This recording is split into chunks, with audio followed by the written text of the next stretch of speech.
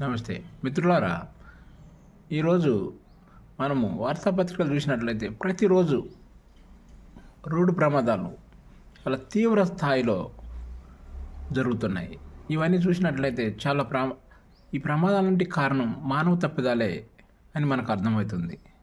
ప్రధానంగా జాతీయ రహదారులపై అనధికారికంగా ట్రక్స్ నిలిపి ఉంచడం ప్రధాన కారణాలుగా కనిపిస్తున్నాయి. అధికారులు ఎప్పటికప్పుడు అప్రమత్తంగా ఉండి అనధికారంగా నిలిపినటువంటి వాహనాలను వెంబటే ఖాళీ చేసినట్లయితే కొంతవరకు రోడ్డు ప్రమాదాలను నివారించవచ్చు, ప్రజల ప్రాణాలని కాపాడవచ్చు.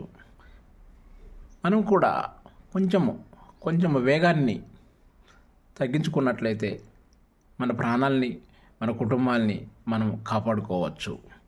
మనం కూడా మన చేతనంత చేద్దాం.